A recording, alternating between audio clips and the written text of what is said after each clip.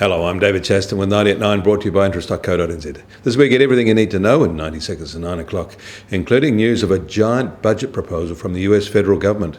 In the US, President Obama has proposed a nearly $4 trillion budget package, which is a bit over 20% of their GDP, aimed at improving their roading infrastructure and boosting the middle class.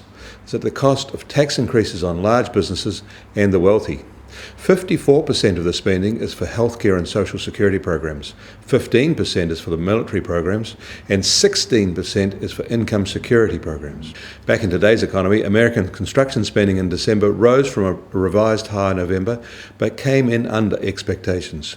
For all of 2014, spending on construction was 5.6% more than for 2013, at a level approaching $1 trillion US. The release overnight of the US personal income and expenditure data has shown the extent and power of the recent oil price falls on household budgets. In December, incomes rose 0.3% from November, but expenditures fell 0.3%, giving consumer spending power a sharp boost.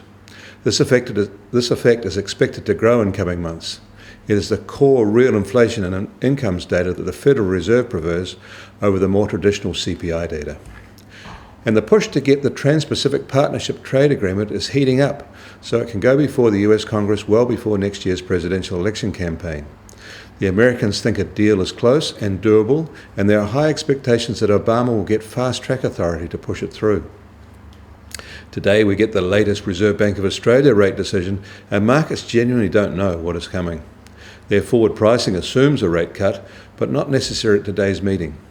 But Governor Glenn Stevens could well opt to change his previous guidance given the stuttering state of Aussie economic prospects. We will know at 4:30 today.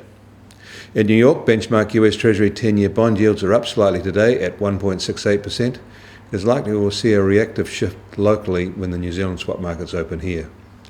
The oil price rose again, this time more modestly, up to $49 a barrel, with Brent crude at $54 a barrel. Speculators are now in the market, betting we have reached a floor.